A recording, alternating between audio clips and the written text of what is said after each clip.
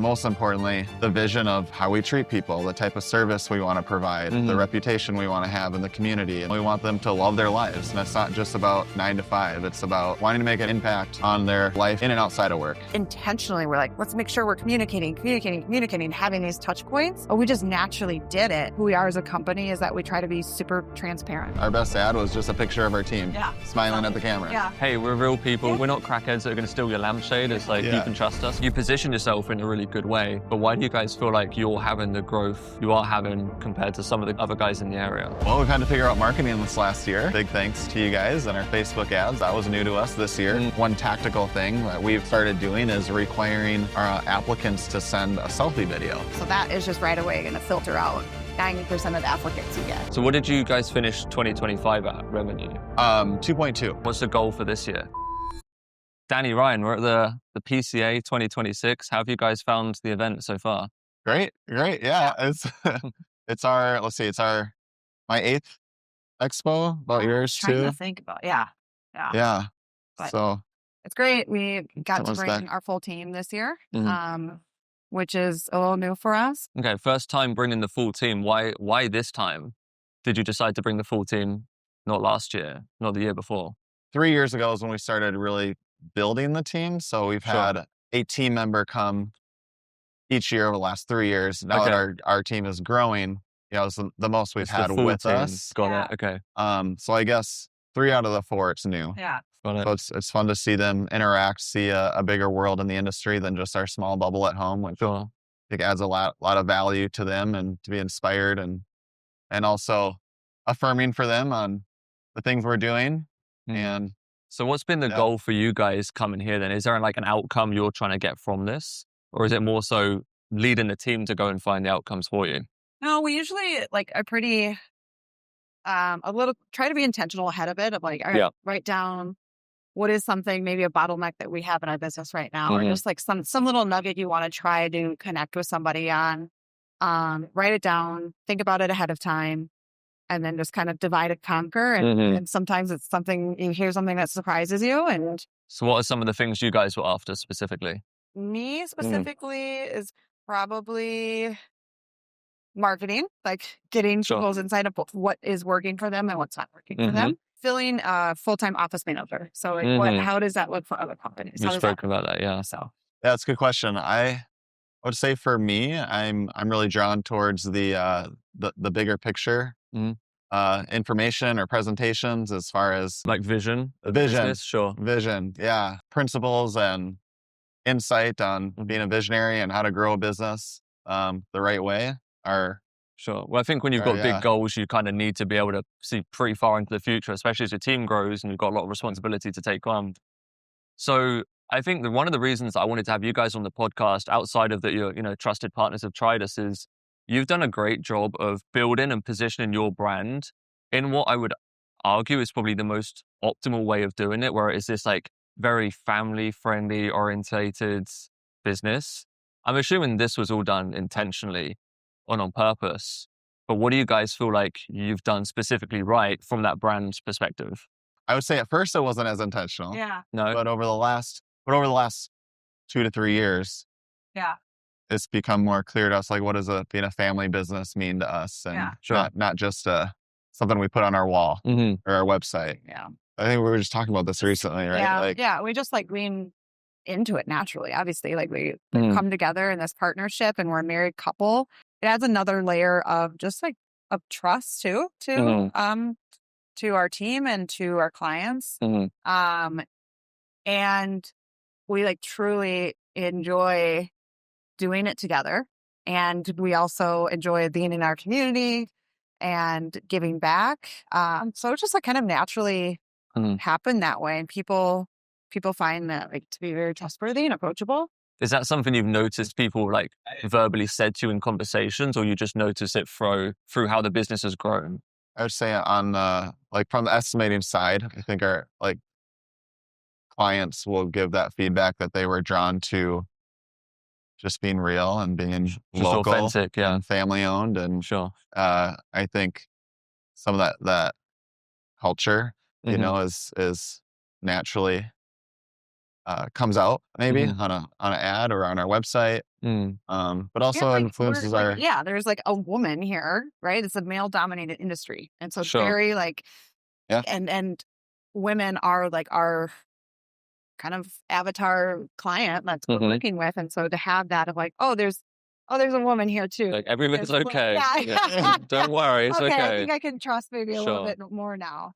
So that helps. And then also to your question of like our brand, that was something that when he started the business first, and it was, let's get a logo. Let's like, let's just do it and make some money and figure it out. Yeah. And then me coming in, and I do have, maybe like a woman's touch and a little bit more. I cared more about our brand as we were growing. And thank God. Yeah. That's good. A lot of people in the industry don't, or some don't. Right. Yeah. And it kind of just naturally was like, you get more and more clear on who you are as a brand and as a company as you start to grow and figure out what works for you, what doesn't work, what you like and what you don't. And leaning into that rebranding was just like a game changer.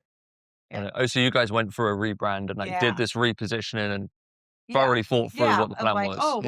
What is 3 years ago? Yeah. Okay. And it was a very in-depth of like, what are you hearing from clients and what is your business like and what is important to you? Like, let's elevate that. You mentioned about culture.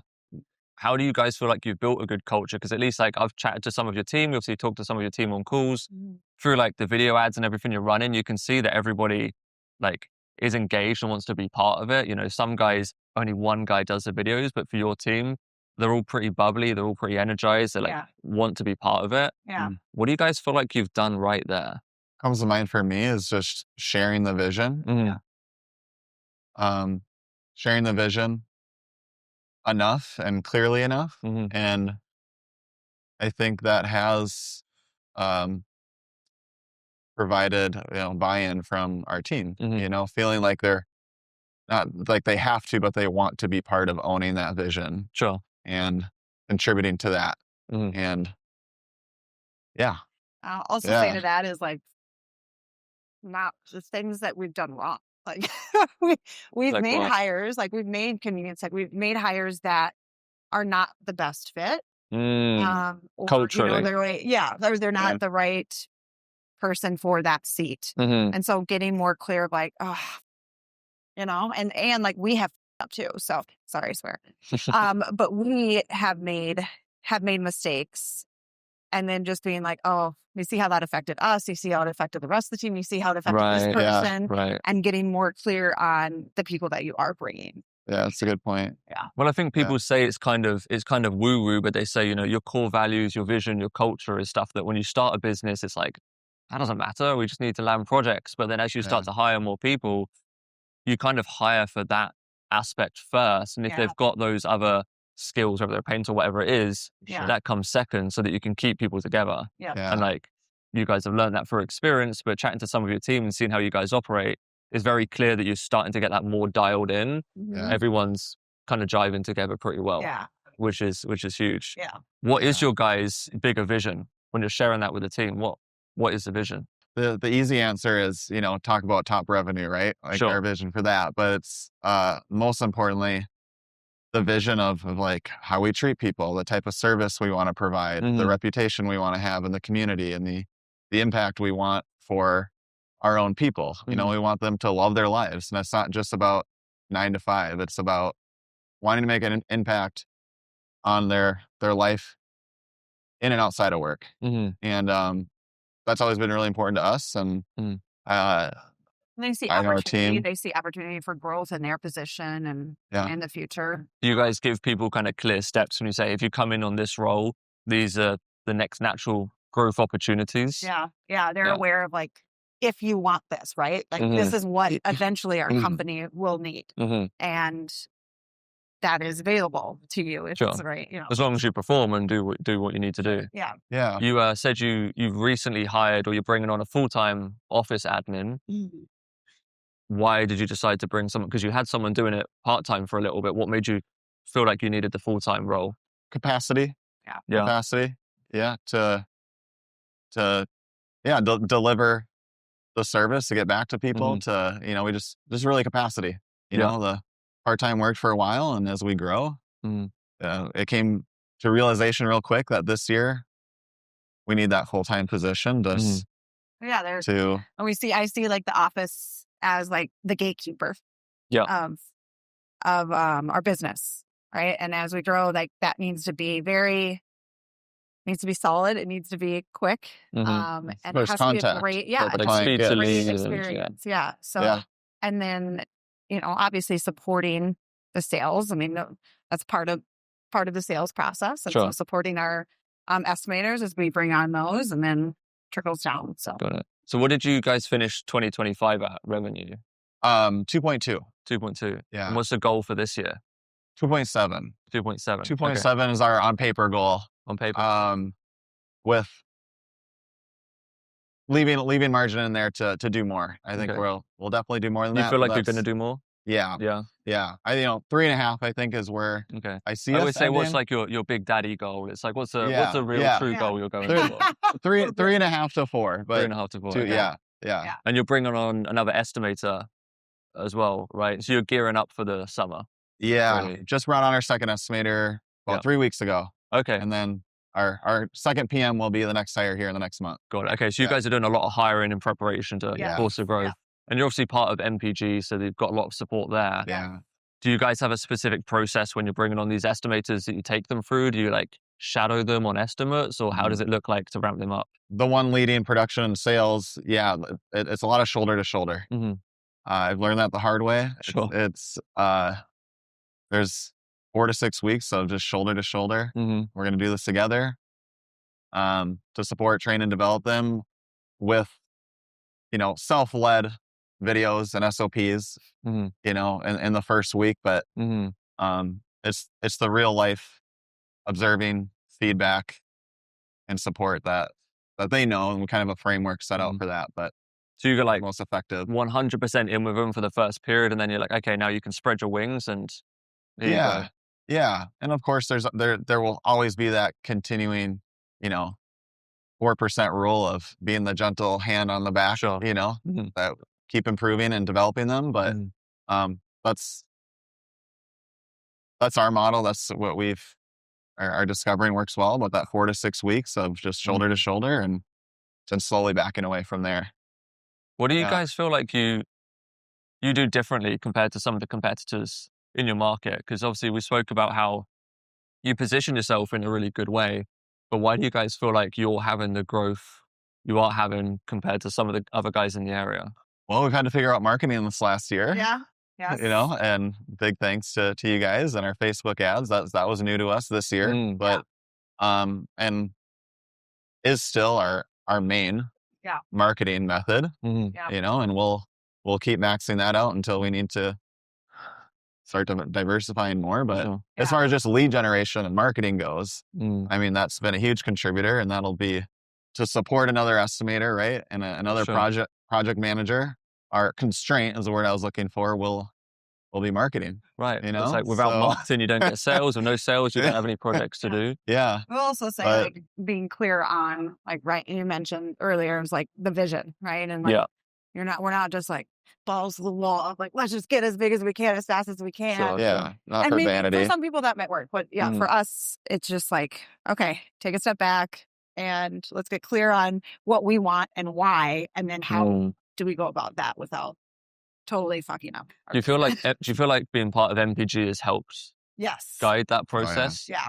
Because I know they're big believers of forced growth, but also steady, consistent growth and hiring at the right times. Yeah.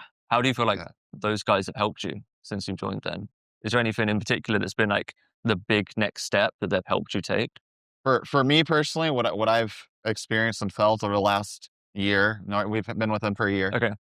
Is just the constant, kind of going back to the shoulder to shoulder, just support is they're constantly know where we're at and they know where we're going. So we're always have that alignment. And because of that, they can help us see through the fog and eliminate the mistakes that they've made. Right.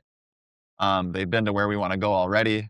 So a lot of our reason for partnering with them was to have a smoother, healthier sustainable way of growing than just like a Sherpa going up the mountain with you. Yeah. It's like giving us confidence in every decision that we're making. Sure. So, that makes sense. Yeah. So you said marketing's one of the things we've been solving for. How have you guys seen working with Tridas impact the business? Have you guys been getting recognized more, or what's been the impact for you guys? Yeah, definitely. There's definitely the You'll get your local I've got random people coming up especially to in you. our communities. What do you do for work? I'm like, oh, my husband and I own a painting business. She's like, oh yeah, you're my Facebook ad. So you guys are the local celebrities now as well. Then, and then our team is getting that as well. So, but it's which is fun. Yeah, it's super fun. And actually, I feel like we're doing it the right way, because it is very scary for me at first. But I do feel the feedback from it was like, no, I actually really like your ads. And like it's fun. It's felt real. It's it's like it's authentic genuine, as well. It's authentic, So authentic. Yeah. Okay, thank God. So being able to like lean into that and lean into our brand and lean into like who we are as people. And it's still like successful. I don't feel like I have to be someone else. Really. That's what was our best ad was just a picture of our team smiling at the camera. Yeah. Just showing like, hey, we're real people. We're not crackheads that are going to steal your lampshade. It's like, you can trust us kind of thing. Yeah. I mean, there's something to be said about, obviously, the more eyeballs you get in front of, the more money you make, but you also want to represent yourself in a way which helps. Have you seen that help with the estimates? I know one of your estimators is Kyle going on estimates. Is that part of the conversations when you guys go out of like, hey, I've seen your videos, or is it just random people recognizing you in Starbucks? It's both. Oh, both. But Kyle gives us feedback all the time on, I saw your Facebook ad and you guys just, seemed real and authentic. And so I clicked on it and it looked like the type of people I want to work with, Yeah. It's a way for them to start to like, I've seen your ads. Then I went to your website, and then I saw your Google reviews. So it's just like a way for them to like start. Like, oh, hey, can I, let me take a look here. I think those are also the best types of buyers, are the ones that aren't the click on the ad, fill out their info. They're the ones that are like, oh, these guys look genuine and cool. Let me do my due diligence. Because they're usually the ones that maybe have a little bit more money to spend and want to make sure you're not bait and switching them with a nice ad, but you're actually a terrible company. Yeah, right. As well. Right. Yeah. Is there anything else you guys feel like is normal to you? Because there's every industry, every business, there's stuff that they do on a day-to-day basis that has become, maybe it's from a vision, it's a normal perspective, or culturally, it's a very normal day-to-day thing you guys do. But actually, when you look internally, this is something that you guys feel like it's a very specific, targeted question, but is there specific things in the business that you guys feel like you guys do really, really well that to you now has become unnoticed because it's become muscle memory? Communication is what that is true. That's a good one. Communication is what first comes to my mind. We just get a lot of feedback, whether it's our reviews or final walkthrough with a client, or even when our estimator shows up, is they're already talking to Kyle or myself or our estimators on just being really impressed with the communication, like every step of the journey of the client. So let's break that down. What specific stuff are you doing to improve that communication? Because some people might hear communication and say, oh, but I text a client, I say hello. Yeah. What is it specific you guys do? I think that just starts with like who we are as a company, is that we try to be super transparent, as transparent as we can be. And I think that just opens up that like we are communicating before somebody even reaches out, right? We're communicating on our website. We're being transparent of like sharing our prices, or, there's a why behind it, or that we stumble sometimes. So that way, like just like who we are, I feel like it's communicated on a high level. Yeah. Which people are, thank you for telling me this. Or thank you. Oh, wow. I never thought about this. And maybe some of our marketing, we try to be educational that way. But I think we used to, I don't know if we intentionally were like, let's make sure we're communicating, having these touch points, but we just naturally did it. So I think just to lessen any sort of confusion, and trying to be proactive. And so that does look like right away, that first touch point, like I said, like a gatekeeper with the office. I'm like, they book an estimate, and they get an automatic email right away. They get email follow-ups leading up to an appointment. Sure. They get a text from our estimators. And then everything's on the spot. We're transparent. And then if a project is booked, we have our project manager reaching out within 24 hours, basically, and introducing themselves, giving updates throughout, the start of the project, middle, the end of the project. Yeah, there's just... So just giving a good white glove experience as well. Just doing a little bit more than you think is normal. Yeah. A mix of human and automated communications. Sure. From the start to the finish. Yeah. As far as a system goes for communication. And I think then, everyone has cohesion with that. And I think it just feels like there's a lot of trust built. Like when our estimator books a job, there's no doubt about it. He knows that KJ, our project manager, is going to reach out within 24 to 48 hours because she does. And she knows that's part of her role. And I think every time an expectation is given to our clients and we execute on that trust is just built. So I guess to loop back to your team for another second then, obviously you guys have built a good vision, you have a very specific culture, like you can see all of your team mingle quite well, you've got very specific types of people in your role. Is there anything in particular you guys are filtering for when you're hiring? Is there certain questions you look for or certain attitudes or background? How is it that you guys are filtering out to put these right people in the right seats? Well, yeah, I was just going to say more like disclaimer, we're still learning. We're still learning. We have it perfected, as we're just in the beginning stages of building our team. But with the help of NPG, we've learned a lot. And one tactical thing that we've started doing is requiring our applicants to send a selfie video as part of the application video. With specific questions to answer. So that is just right away going to filter out 90% of the applicants you get. So it's just who's taking that next step to who actually gives a shit. Yeah. Really. And you can tell very quickly, wow, this person has gone on our website. This person has researched us through our Google business page. This person wants to be here. There's this excitement that people get of I want to be a part of this, what you guys are doing. 100%. That, and that they're able, to me is a big one, is see the bigger vision, right? Not just this is a role I want, and this is how looking for a job. Yeah, I want to just make some money in this role. It's there's something bigger here. They get the bigger vision, and they're not so worried about these little day-to-day responsibilities and tasks. I think it's weirdly very concerning how many people will apply for jobs and they don't even really know what job or what company they're applying for. When you see these people come through that do what you said, where they research the company, they know about you, they're talking about that in the process. It definitely gives you a bit of that warm feeling of oh, there's actually people that want to be here at this thing I'm building that was just this random idea. When those people are coming along, they're the A players, the guys that want to stick around. That's definitely a cool feeling. So you guys, you said on the cover letter, you have specific questions. Yes. What are those questions? It's why are you why are you interested in this specific role? And then why Headwaters? Great. Why us? And then the selfie video as well, just because we have found that people are using AI a lot for cover letters. So, it's just a little extra. And it's hard to decipher now. So, and language is a big one for us. What kind of language do they use when they're talking? Are they shit talking their past employers? Are they negative? Are they positive? Ownership. Yeah. So there's just those little things you start to really hone it. There's something I always really like to look for whenever we're hiring people is, let's say someone's been at a role for the past 3 years.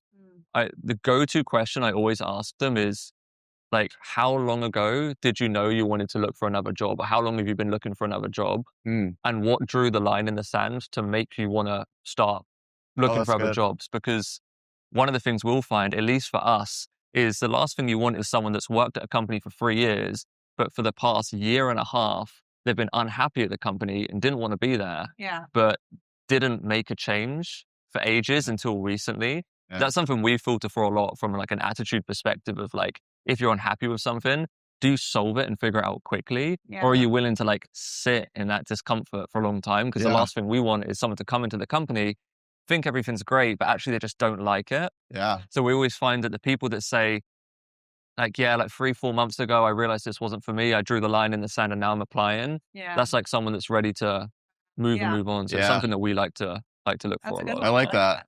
Yeah, that's good. Yeah.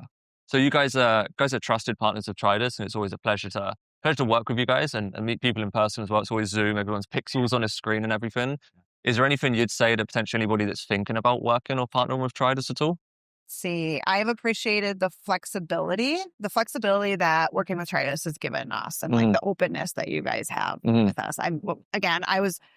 I'm protective of our brand. Sure. Tough cookie. I am. Well, it's important. And and so having you guys from the start pretty much of, we'll try this, we'll be open to this, like the self-scheduling things and questions and pre-qualifying.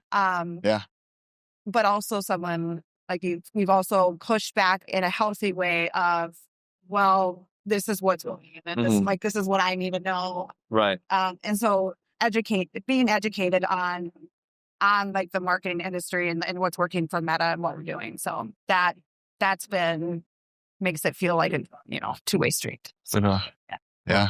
I appreciate you guys coming on and taking the time to thank you, be Ryan. part of it. Thank you so much. Pleasure. Thank you. Cool.